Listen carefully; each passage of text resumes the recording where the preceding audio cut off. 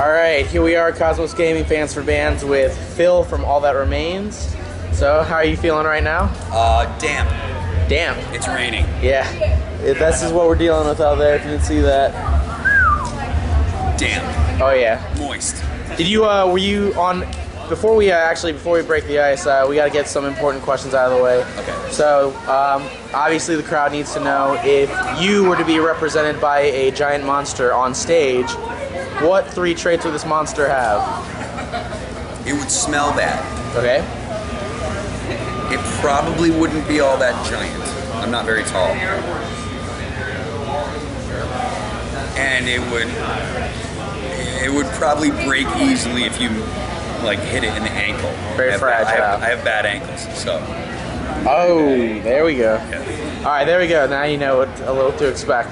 But so, how long were you guys an actual band before you started seeing significant progress? You guys started in like 1998, right?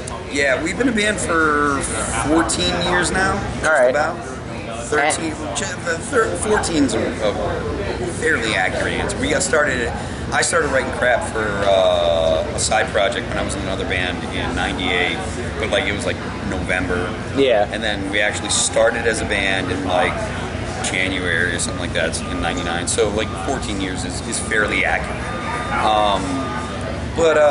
Yeah, I mean, our first record came out in 2002. That was when our first tour was. We had a record come out called The Fall of Ideals in 2006. Can you see that? Yeah. Can you? No, actually. Okay, good. The record came out in 2006 called The Fall of Ideals. And that was kind of our breakthrough record, I guess you'd call it. Yeah, I feel like, because I was a huge fan of like The Deepest Gray when you guys came out with that. Like, yeah. So every time I saw you live over the last, like, I don't know, 6 years, I'm always like, No. Are they gonna play it? Are they gonna play it? And because it's like guitar solo that Totally drives not me gonna play insane. it. I can tell you for the next 6 years, we're not going to play it. God damn it. Because nobody, like no one even knows that record even exists. We'll do it and people are just like... I saw that song when it was on a website and it was on a shitty like Windows player, like whatever, and I just remember the guitarist like going ape shit, you know, singing "The Deepest Gray." Yeah, that was recorded in 2003, maybe 2004. Yeah. But you know, I mean, you're talking almost a decade ago. Yeah, and then I mean, like This Dark and Heart. Like I think I've seen you play Tattered on My Sleeve once or twice. We've done Tattered. We'll still do Tattered once in a while. We'll do Follow. We do This Dark and Heart still. Or We'll do This Dark and Heart. Passion maybe. No. Definitely no. No. Is it when you guys stop playing like some of the older songs? Is it because A, you're sick of it? B, No, it's all because of the reaction of the crowd. of the crowd? It's all because, I mean, nowadays it's like, That's not what you're known for. yeah, I mean, At really, all. you know, it's like people come out to the show, and especially a show like this one that's, you know, like we have 35 minutes we're playing during the day, and like we don't have an hour and a half to get into like deep cuts, you know, it's like we can do so many songs, and the majority of the people that are coming out to the show, and this isn't trying to knock the people that have been fans forever, but the majority of the people that are coming out to the show, they're looking to hear certain songs. They're like more like a hard rock fan base. I feel like. I mean, it's still metal roots. Like I still feel the metal for sure. I think you're probably right. I mean, you know, if we had 45 minutes today instead of 30 or 30, we'd have done 6. Or like The Air I Breathe or something. We would, yeah. If we have enough time, we'll do The Air That I Breathe. We still do. I mean, and we opened up with Some of the People all the time, which is one of the heaviest songs we've ever written, regardless of when the record came out. Yeah. So, you know, like we come out and we do heavy stuff, but, you know, the singles that are on the, you know, that we made videos for and that are on the radio, that's what people know us for. So it's like, why would we come out and play songs that people that are showing up to the show don't know? You know, because the majority of people that are coming out to see us nowadays, like they're, you know, fans of the radio songs. They're fans of everything from 2 Weeks and Hold On and stuff like that. That's the stuff that you know, people are coming out looking to hear. So. Yeah, and I mean, I thought maybe, like, when I was thinking about it, like, maybe since this is, like, your new solidified lineup, I think 2006 was the last member change, maybe. So I was thinking maybe, like, okay, this is, like, your music that you all wrote together, so that's why you mainly want to play that, you know? I didn't know maybe that was a change. No, not at all. Well, that's good. That's good to clear that out of the way. Me and Ollie and Mike write like the vast majority of the actual music. I Yeah. write all the lyrics. I mean, it's the same core that Yeah. it's always been. I don't write as much guitar nowadays. I used to write more guitar on the earlier stuff. Nowadays, it's more Ollie writing guitar, but I still write all the lyrics, and it's not about member changes. Okay. It's about, I mean, you know, I'm 15 years older today than I was when I started off. For sure. So it's kind of like you're gonna do different stuff. If you try to do the same thing, you're gonna get bored to tears. And you know, and no one's gonna care because there'll be like people that are like, I mean, there are bands, and I'm not gonna say any names, but there are a lot of bands that got started around the same time as we did or before us, and they just kind of put out the same record Over and over. They just like their fan base stops going to shows. Like, Well, think of it what like I've this. noticed about you guys is like, you guys made that transition. I want to call it transition, just because as like a fan from like the like crazy metal days to like now, there's definitely a difference in the music style, and I mean, I would call it progression for sure. I would say that there's a difference in the vocal style. So I would take that as personally me that's made the changes I would in agree. vocal style.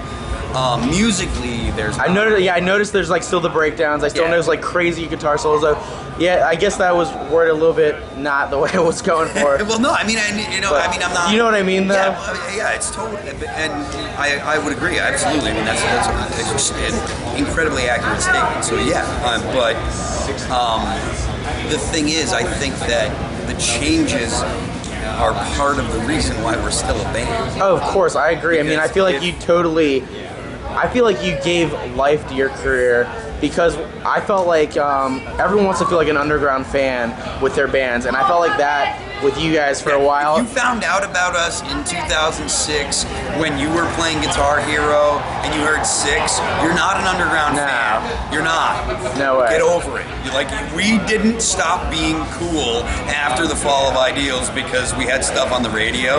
You weren't following us. You weren't interested when we were an actual underground band. Get over yourself. I love that right now. I love Like, that. Oh my seriously. god, I can't believe you just said that. Oh, I heard about you guys on Guitar Hero, so I've known you since back in the day. Really? You No. think so? Really? Do you think that? Come on. I just got a fucking high Seriously? five right now. Oh my god. Come on, dude. So, yeah, okay, Because cool, people cool, cool. say that. No, yeah. Oh, I've been following you since back in the day. Oh, since before Six, 2000? right? No, No, you no. weren't. And I'm looking directly in the camera saying this. If you found out about us in 2006, you missed A lot of 5 shit. years, 6 years of us. So you're not that old school. So I just want to know, is there like okay, so you have a way bigger fan base than you would have ever had with like the new music you wrote. It's beautiful, it's lovely. I mean, I don't think you'll any way to hate on it, but I'm curious because that's what you're famous for now. That's what you have a big solid fan base for now. Is there a part of you that is a little like torn because you want to play these older songs, or are you over that at all? Are you like done with that? Over it. Cool. Totally over it. Because the thing is, like I said, I mean, today we opened up with Some of the People All the Time, which Yeah. is one of the heaviest songs we've ever done. Like, Yeah. It really is. So, and like the last record, the title track for We Are Many, like that's a fast little thrash song. Like we can do whatever we want and get away with it. Oh yeah, Put it you're on the in record. that area now. That's like the So- beauty of it. You have the Yeah. crowd. So anything you do, they're just happy to hear metal. That's what I mean. Like they want to have their sing-alongs, which, like you said, you have 35 minutes. You have to bang out what Yeah. people need to hear. But if you were to choose to play, like let's just say This Darkened Heart today, people aren't gonna hate on you for it. They're still gonna lose their mind in the mosh pit. They're still gonna like be like, dude, this is fucking metal. I think a lot of people wouldn't know This Darkened Heart. Yeah. But they'd be like, wow, that's a heavy song. That's a thrash song. and they're excited that you're playing it just because you're one of their favorite and bands. it doesn't matter whether, like again, it doesn't matter whether it's This Darkened Heart or whether it's for We Are Many. Like the song for We Are Many from the title track from our last record, that thing is basically, I mean, we might as well have stolen This Darkened Heart and just redid the goddamn song. I hear you. It's the same. It's like it's a little short thrash, like fast thrash metal song with a breakdown. I mean, that's this. You keep bringing it up, so I'm just curious. Is that your favorite song to play live right now? I really like it. Because you seem so passionate I about really do. that song. I do. Some of the people and For We Are Many are probably two of my favorite songs that we've had. Okay. I love 2 Weeks. There's other songs that I really like, but my personal favorite record is our last one. I hear you. I think that was when we. I do feel like it did come back to a heavier root, honestly. Like with it was Overcome with 2 Weeks, right? Yep. Yeah, I feel like that definitely was more singing, more melodic in a sense. In a sense. See, here's the thing about Let's hear it. Overcome and For We Are Many. The songs on Overcome are not as good as the songs on For We Are Many, but Overcome has 2 weeks, and that's our biggest song that's ever been. Like, that's the one that everybody really wants to hear. So we have one record that isn't as, in my opinion, good as Overcome is not as good as For We Are Many, in my opinion, overall. But I think that has our best song. I think 2 Weeks is our biggest song for a reason. It came out and kicked ass. And I just want to know, curious, you guys play the New England Metal Festival, you headline. I know that based on online, it didn't seem like you guys had the best time in the world. Which time? We've headlined a couple times now. Well, this year I think it was. No, not this year. This year was just about a couple weeks ago. We didn't play. It was, okay. Last year. Might have been, was it last year then? I think we did last year, and it was cool. Like, really cool. I just remember seeing a statement somewhere. There was one, I think, there was one time when we headlined and it was a bummer. Yeah. And then there was one time after that where it was sweet. So. Well, is that like a, does that give you a lot of nostalgia or anything? Because it's like your home, not your hometown, but it's like home state, I guess. Like, you get like excited to play that festival? There are times in Massachusetts where the shows are cool, and there are times in Massachusetts where the shows are not cool, and there are times in Connecticut, which is like literally right by where we live, like 40 minutes away. It's actually closer for us to get to Hartford than to get to Boston. But there are shows in Hartford that are phenomenal. Some of like a couple of the greatest shows we've ever played were in Hartford. A couple of the most annoying and boring shows we've played have been in those places. You can't. So it's like a mixture of everything. You can't tell. So is there any festival like that you've played that you just, to this day, it's like that was the #1 place I've ever been in my life? Metaltown in Sweden. In Sweden? I hear it's beautiful out there actually. Ridiculously. We played it 2 times. We did 2009 and then 2011. Yeah. And it was ridiculously good.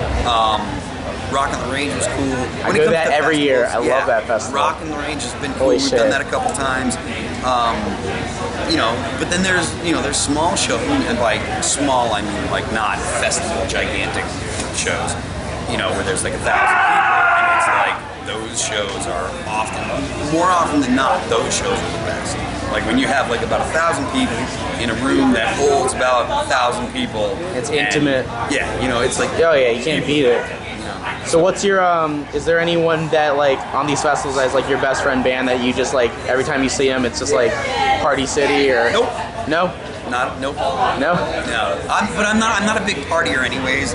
Like when we get done playing. You're a Star Wars fan, right? Yeah, I am. Han shot first. I had that. I love that. I changed it because it was damp.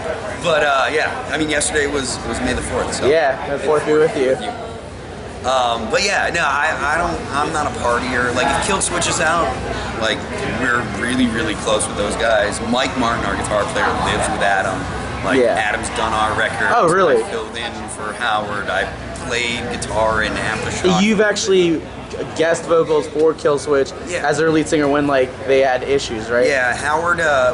When Howard had some personal issues, they called me up and asked me to come down, and I filled in for a tour.